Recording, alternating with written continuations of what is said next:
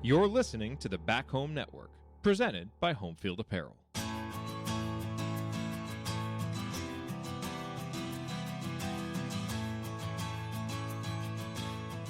Right up Meridian, baby. All right, folks, welcome back to Right Up Meridian. Scott here with you. Going solo today. Hope you are all doing well out there. Sorry for the slight break. It's been traveling. We'll talk about that. I've also been sick, which won't talk about that, but got knocked down with the flu for the last couple of days. Not fun. Just heads up, word to the wise, don't get the flu. It's not fun. But I think I'm slowly starting to recover. Anyway, something's going on with this Pacers team, too, because it feels like they have a bit of the flu. The last couple of games have not been awesome. They are 2-3 in their last 5, beating the Pelicans at home, losing on the road to the Pelicans, losing on the road to the Spurs. Not good. Beating the Mavs on the road, which was good, and then losing last night to the Timberwolves. If you watch that game, and we don't really do game-by-game recaps, but just, dude, Anthony Edwards is going to be a problem in the league in the next couple of years.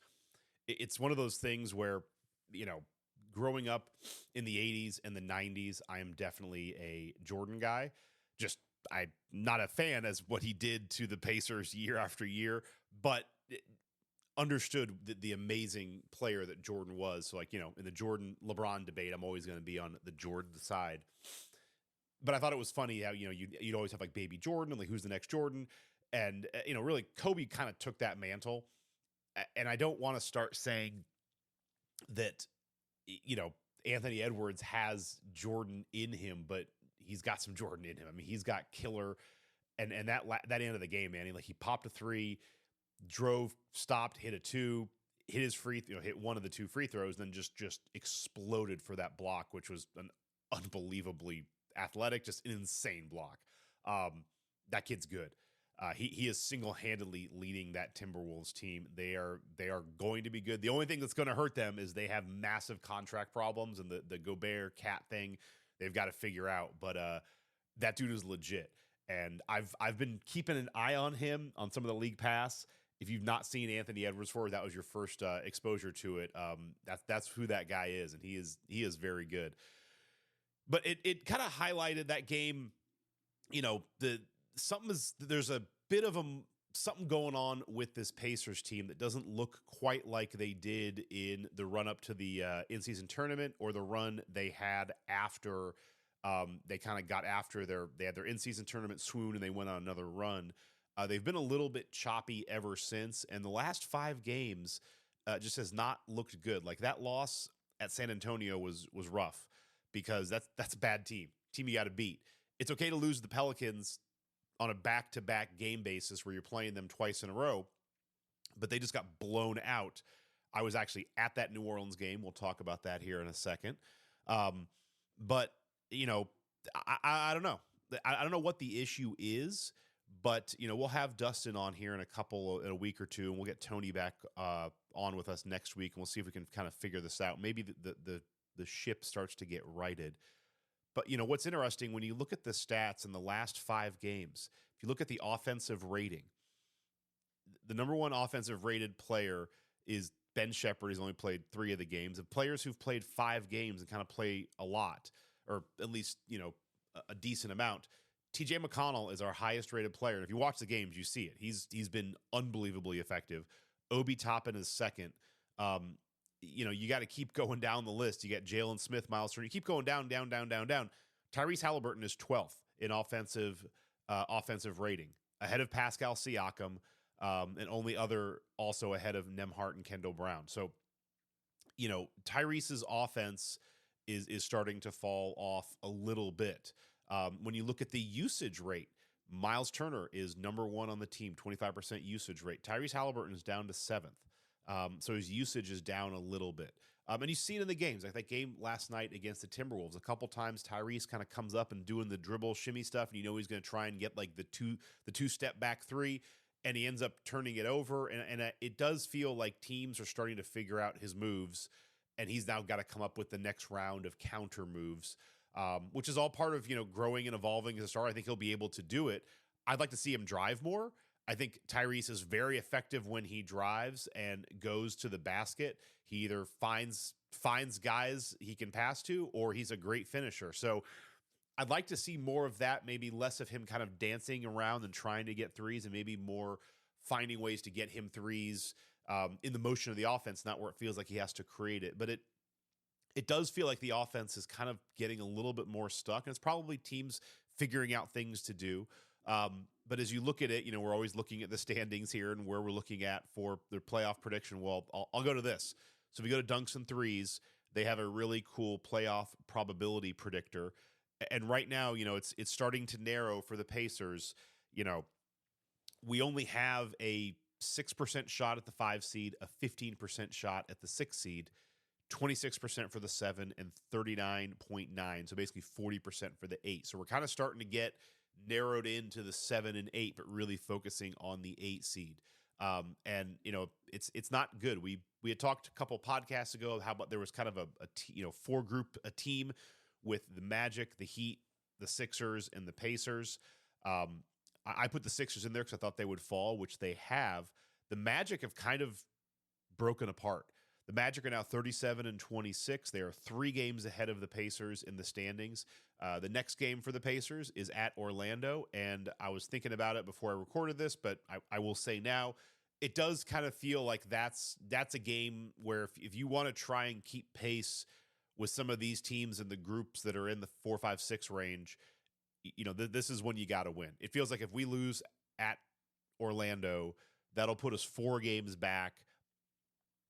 Probably that's probably too far to overcome at this point, given how the Pacers haven't been able to show that they can really rattle off like an 8-2 run or a 10-2 run over 10 or 12 games.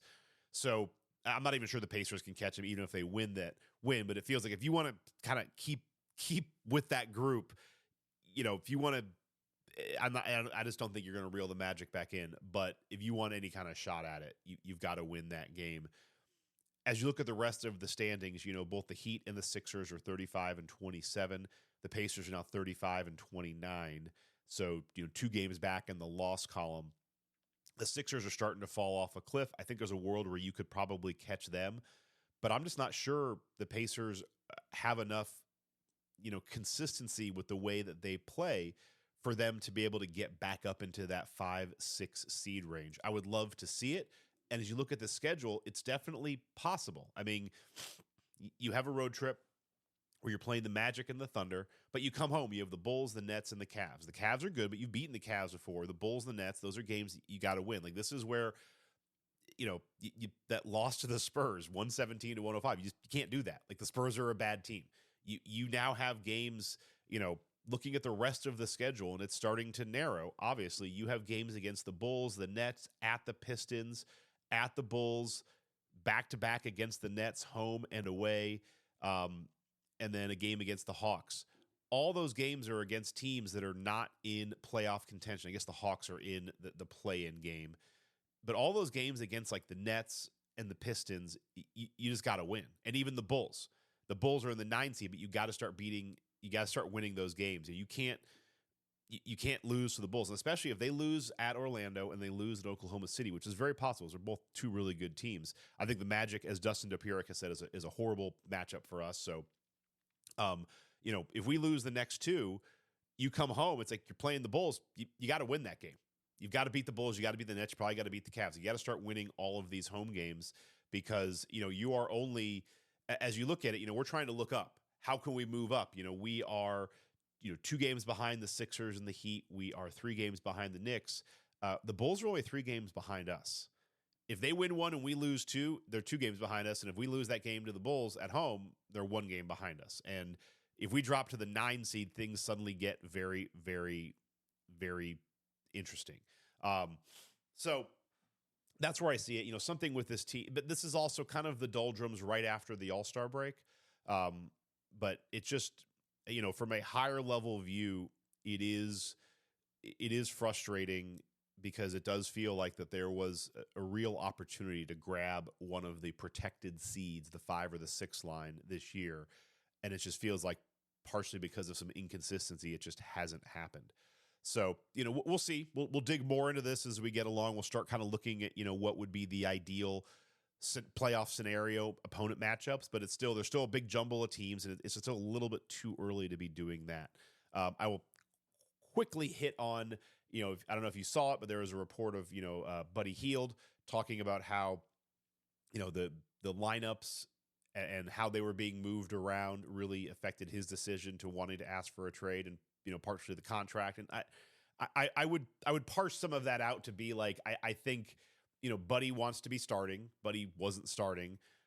So that was annoying him. And, they tried to work out a contract at the beginning of the year and they couldn't come to an agreement. And I think those are really the bigger issues. And so, I don't take much stock out of that like Carlisle's running a program that's causing problems to the players. I mean, I think had the Pacers offered Buddy what he wanted, I think that he'd still be here. And none of this would be a problem, and he'd be fine with the playing time and the rotations if he was getting paid what he wanted to get paid.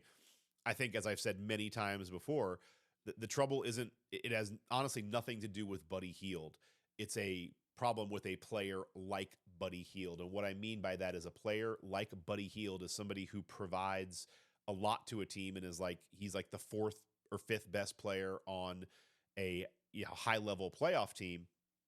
The trouble is, and I just continue to harp on this, but it's going to be the reality of the NBA for the next couple of years. Things are going to have to be recalibrated for players like that, because players like that currently make, $17 to $25 million a year. Buddy's right in the middle of that. He makes like $20 million. Brook Lopez is a great example on the Bucks. He makes $20 million a year. That is what that type of player gets paid now. It's not going to be possible to pay that player that kind of money moving forward. Some teams will still do it in the next couple of years. Some teams will make mistakes, and bad teams will make decisions that are bad. But when you're looking at Halliburton making $48 million, when you're looking at Siakam probably going to make $40 million, right there is $80 million of your 120 cap. If you got Miles Turner at 20, so there's $100 million. So if you have a guy like Buddy Hield for also another 20, you now have $120 million on your cap for 4 players. You now need to get basically like 9 other players for $20 million, which means everyone's getting $2 million apiece. And so, you could do that, but that's really tough because you already have guys signed for, good contracts. Like you already have, Jarris Walker's making $5 million. Like rookies come in making $5-6 million a year. So really, you're at a point where you're going to have 2 to 3 max guys, but probably 2 max guys. Maybe you get one guy in that $20 million range, and then everybody else is either on rookie deals in that $5 to $2 million range. And so it's cap economics, and that mid-level $20 to $25 million player, you've got to be something really unique and really special. I just don't think you're going to see a lot of that moving forward. I think that's what Buddy Hield is going to run into. And again, it's nothing against him. It's just he's kind of a perfect example of this, where it's like he's too good to be getting paid $2 million a year. The problem is he's not good enough to make 40. And unfortunately, it's like you're going to be weeded out real quick. And there's going to be a lot of guys who it's like they should be making more, but because they're not good enough to make the max, that's what they're going to get. So anyway, we'll end on that. Last thing I'll say is I did go to the road Pelican games. So I've talked to my son a couple times. I take him to a lot of Pacers games. He's becoming a big fan. I always take a trip with each of my sons, or I try my best to take a trip with them every year, kind of call it a daddy-son trip, aptly named. And I asked my son, this year, where do you want to go? And he's like, I want to go to a road basketball game. I love going to Gamebridge. I'd love to see a road arena. I'm like, all right, let's see what we can do. And, so 2 weekends ago, they had a 4-day weekend at school, and the Pacers were at New Orleans. I'm like, all right, this is perfect. Let's go. I've never been to Smoothie King. One of my goals is actually now to get to all of the NBA arenas. I have a cool little wooden poster here in my office. I'm turning around and looking at it. Great podcasting. You can't see it, but it has an empty space for all of the NBA logos. And as you go to each arena, you can put the logo in. So I'm like, all right, great. I've not been to Smoothie King. Let's go to it. So my son and I flew down to New Orleans because, Where do you take an 11-year-old? You go to New Orleans. We walked through Bourbon Street for a little bit. He was not, he's a really good kid. He really is. And he was like, cause I told him like this, kind of let him know, like, he knew about like, there's a street where there's a lot of drinking. I'm like, yeah, it's Bourbon Street. He's like, we can go check it out. He's like, I don't know if I should go see it. Like there's stuff I shouldn't see there. I'm like, nah, you're all right. Like we just shouldn't go at night. But we go there for a little bit during the day, and he's like, I don't feel comfortable. And it's like, there's nothing really bad to see, but he did almost walk and vomit. So there is that. Anyway, so we go to, so I will preface this with one of my favorite books growing up is a book written, I think, with Bob Ryan, but it's by Larry Bird called Drive. It was kind of his biography, autobiography. But one of the cool things about his book is at the back of the book, he has just this kind of like appendix of thoughts. And so he goes through and just, it's like, it's very Bill Simmons-esque. It's like he just lists players and then just, there's like a couple paragraphs about players. Like it would just be like, Bernard King. And then it's Larry Bird's thoughts on Bernard King. And then he has a whole section of just NBA arenas where he goes through every single arena in the NBA, talks about what he likes about it, what he doesn't like, what the shooting angles are like. He talks about Market Square Arena, that it was a pretty good shoot. I haven't read it in a while, but it's like, you remember, like, it's always tough for him because you get tons of requests for tickets in Indiana. But it's a very interesting read. I would highly recommend you go back and check that book out. He also goes through and talks about like different referees. Like the end of the book is kind of really, really fascinating. But I'm going to do this very much like Larry Bird Drive, just kind of give you my review of the Smoothie King Arena, which is headline, Smoothie King Arena is a dump. That place sucks. Like it's wild. You get in there. So went on SeatGeek. I found 2 sweet tickets. I figured, dude, if I go to games now, it's like, I want to sit in nice seats. Sorry, make fun of me, humble brag, but it's like, I'm done sitting in the rafters. And it's like, if we're going to fly to New Orleans and I'm going to take my son on a trip, once a year, go ahead and spend a little bit. But anyway, I'm like, all right, spend about $80 to $100 per ticket. So, looking for something good. And lo and behold, there's a suite that has 2 tickets for sale. I'm like, all right, let's do that. Let's try it out. It'd be fun. So we have suite tickets, which having a suite ticket gets us in the arena an extra 30 minutes early. So I'm like, all right, well, this will be cool. Like we can get to go check out Smoothie King. So we get there, we get into the arena, we go in, and everything's closed. It's like all of the concourses have a curtain up that goes into the court. And I'm just like, what? And so like we stick our head in the curtain and there's like people sitting on the bench watching shoot around. I'm like, oh, can we go down there? And like, no. I'm like, well, who's down there? And there's like, I don't know, but you can't go down there. I'm like, well, what? Like, okay. So we just walk around the concourse. Like very few of the vendors are open. There's like a season ticket party. It's like, oh, can we go into that? It's like, no, you can't go into that. I'm like, what do we come here 30 minutes? Like, what?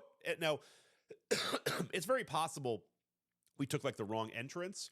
And like we took an escalator up to the main level, and I was like, can we go back down to get to the floor level? And we can go to the court. And they're like, no, you can't go down there. And it's like, so we might have taken a wrong turn. We might have just been asking the wrong people, but it was very much like, all right, we just had killed 30 minutes for no reason. But then my son, he's 11. So his big thing is he wanted to get a Smoothie King at the Smoothie King Arena. He did that. Apologize. Still getting over the cold here. So, my review of the arena is when you get inside there, it's very small. I think it's like the 3rd smallest or 2nd smallest arena in the NBA. It has a very minor league feel. First off, there are no banners up for anything. Now, I know you got to win something to put a banner up, and the Pelicans haven't won a ton, but at least like have something. Like have like inaugural season banner, or like, sell out, 10 games in a row, or I think they hosted the All-Star game, have a banner that you hosted the All-Star game. They won a 1st round series. I know it's kind of rinky dink, but like, dude, if you haven't done anything, the Hornets, when they were the Hornets, they had that run with Chris Paul and David West. Put a banner up for that. Have something up there that shows that you're an NBA arena. Like nothing in the rafters. They have the U.S. flag and the Canadian flag, like up in the corner against the wall, like tucked in the top. Like it's wild. It's just, upper level suites, lower level, very much a very simple bowl arena. There's like an old Daktronic scoreboard up in the corner that's not being used, that hasn't been taken down. It felt very minor league. That's all I can say. And even, leading up to the game, like I will say at Gamebridge, like they do a fantastic job of, with the last 7 or 8 minutes. If you haven't been to a Pacers game, the MCs come out and they start talking, hey, we got to get it fired up. Let's go up to the, Turner's block. And they go to Turner's block and they get it going there. And then they say a couple things. And it's like, then with 3 minutes to go, they show the video of Pacers highlights. And you kind of get people amped up. It's like ends all with like, the horn hits, like, all right, we're going to the national anthems. With the Pelicans, it's just like nothing. Like literally nothing. Just they're playing music in the background and it goes up to the horn and they're done. It was wild. There was a dance group of elderly people that they had that was, I guess, part of what the team normally does. It was a bizarre experience. At halftime, the Quad City DJs came out and sang "Come On Ride the Train." That was fun for those of us who grew up in the 90s, but I was like, my son was definitely not impressed. And then later on in the night, they had another like local group come up and sing, and 2 of the guys in the local group were guys who had been in the Quad City DJs. So I'm not sure if I did see the Quad City DJs or not. Who knows? But it was a very odd stadium. Not a lot of great food options. I will say, man, people were nice. A couple Pacers fans around there. This is going to sound so stupid, but the whole time I'm like, man, there's a lot of Pelicans fans here. And I know it's their home arena. I know it's in New Orleans. I'm just like, for a team that really doesn't have much of an identity, I'm just like, man, a lot of people are into this team. It's wild. They are, the giveaway at the game was like arm sleeves that have like feathers on them. So you could like do the Pelican wave, I guess. There's like a lot of kids were wearing like a Pelican hat. It's like a big stuffed hat that looks like a pelican, which is, it was kind of ugly. Just a very weird team, a weird vibe, but a lot of fans. And I will end with this. I love to see the player intros. I will say that they have a cool intro package. It's very like getting into the voodoo of New Orleans. It's like in this old, haunted house. It was cool. They have a lot of smoke for the entrance. They actually have like the Colts do this. They have like these 2 big things they run through where it's like blows smoke up. They do that at the Pelicans game for the entrance. It was bananas. Like when they introduced the players, they run through this like smoke machine and there was like a ton of smoke on the court. They literally had fans and mops right after they were done to like get the court ready. Kind of interesting. So if I gave you a couple guesses, who's the last person announced? So like with the Pacers, they announced the lineup. The last person announced is Tyrese. When the Bulls, in the 90s, it was Michael Jordan. Normally it's kind of like the closer of your team. I was expecting Zion. Zion is the first person announced, and a mediocre amount of cheers. The last person announced for the Pelicans, kind of the hammer, bringing it home, is Brandon Ingram, and tons of cheers for Brandon Ingram. Lots of McCollum jerseys, lots of Ingram jerseys, not as many Zion jerseys as you would expect. So it's an interesting mix down there. All of that said, I can talk all the smack I want. They kicked the living shit out of us. That was not the most fun game to go to. And my poor son was like, we're losing. I'm like, yeah, we're losing by a lot. Luckily the suite was a fun time. It was owned by a ticket broker, so there wasn't any food, which is fine, whatever. So it was, the whole thing was people had scalped the whole box, and there was a bachelor party in there. The bachelor party kind of adopted my son because they were gambling on the event, and they had the Pacers on with 9.5 points. They were cheering the Pacers on, and my son was wearing his Turner jersey, so they were like rooting him on. And then it got to a point where we all realized it wasn't going to happen. He wasn't going to see a win. They weren't going to win their parlay. And that was it. So that's my review of the Smoothie King Center. Unfortunately, I was going to have a review of the American Airlines Arena in Dallas, because this week I had a trip scheduled with my brother-in-law, Joe, who I mentioned on this show. We were going to go down, play golf. My cousin lives down there, had us great tickets for the Mavs game. It was cool. I was like, I'm going to hit 2 of the 3 games of a Pacers road trip. Like, let's go. And then I woke up Tuesday morning, like at 5 a.m. We're getting ready to go to the airport, and it hit me, man. I was like 102 temperature, and I'm like, I don't think it's ethical to fly with a fever like this. No, given what we know, I don't think my brother-in-law wants to sit in the car with me. So I bailed on it, and they won. So maybe I was the problem. Maybe I was the problem going to New Orleans. I was bummed because I've actually not been to American Airlines Arena before. I wanted to mark that off. I wanted to give you guys a recap, but alas, not going to happen. And I don't think another trip this year is in the cards for me. But I will get another trip in. Hopefully, next year I'll do another trip, and we'll do another one of these arena recaps. Hopefully, we can get two. And on the mend. But as always, want to thank you guys for listening. If you have any questions, RightUpMeridian@gmail.com. Send them in. We're getting into the stretch run. We'll be doing this once a week from now to at least the end of the playoffs, if and whenever that happens. So until next time, appreciate you listening as always. Please tell a friend. And this is Scott for Right Up Meridian, signing off.